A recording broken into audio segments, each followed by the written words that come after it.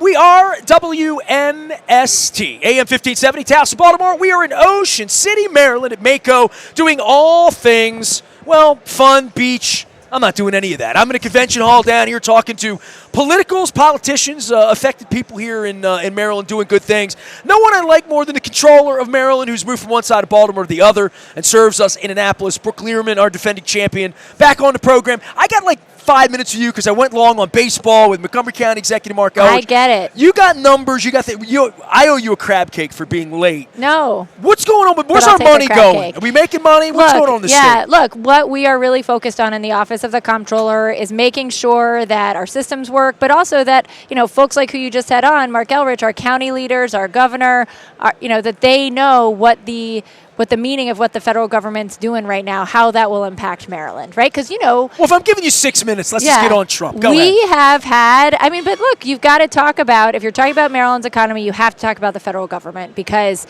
that has been our number one growth partner for decades, right? They helped create the middle class in Maryland and across the country, and they are, for their workforce, and they're the big kahuna, right, in Maryland employers. And so they're 10% of all wages in Maryland are federal government wages. So they're a really important concept. So we, for the first time ever, have now quantified what the federal government's impact is on Maryland's economy. To the tune of, it is about $150 billion a year. With a B.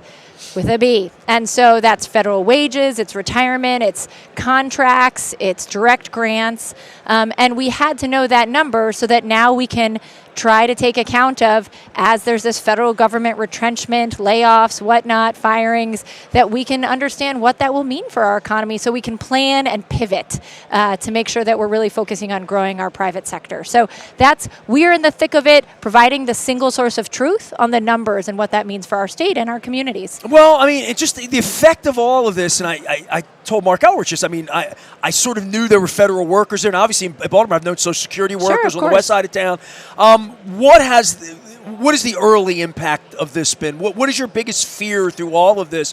And obviously, we're this close to a civil war, at least economically, and certainly, you're white, I'm Hispanic, and we're all in our own little things now because of this felon creep that's running the country that I can't. It's ugly. He's meeting with Putin right now as you and I are meeting. So he is, which is pretty incredible and crazy. That any American could accept that. Disturbing, I know. There should be no American that accepts that. Dictator and taken over, war criminal, yes.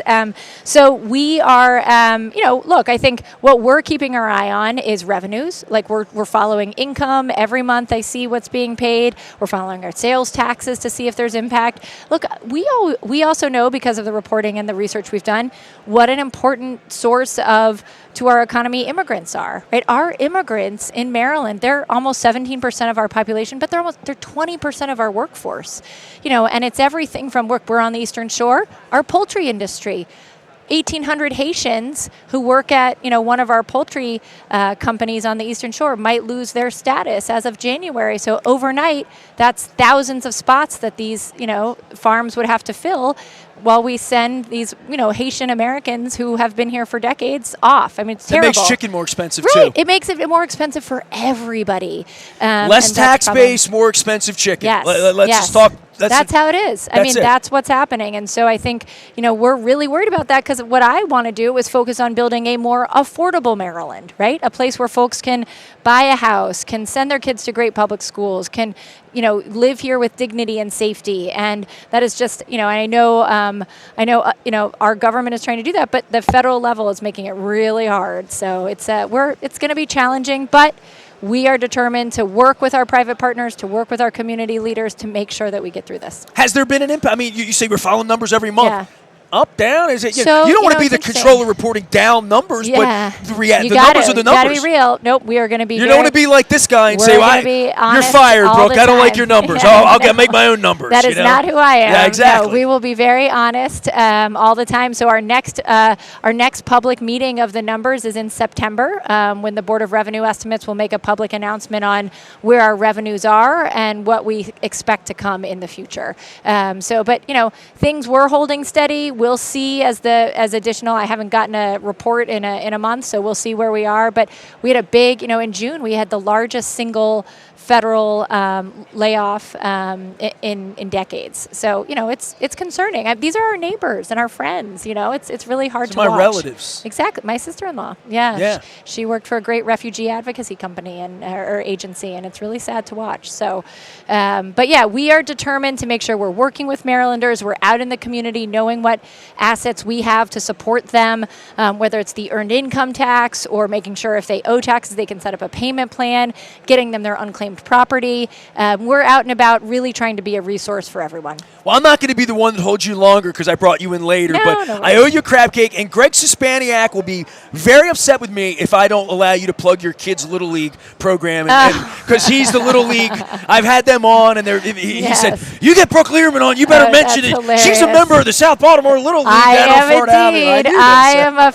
am a mom of 2 South Baltimore Little League players. I've got a baseball player and a softball player, and boy, do we love it. That is a really special spot.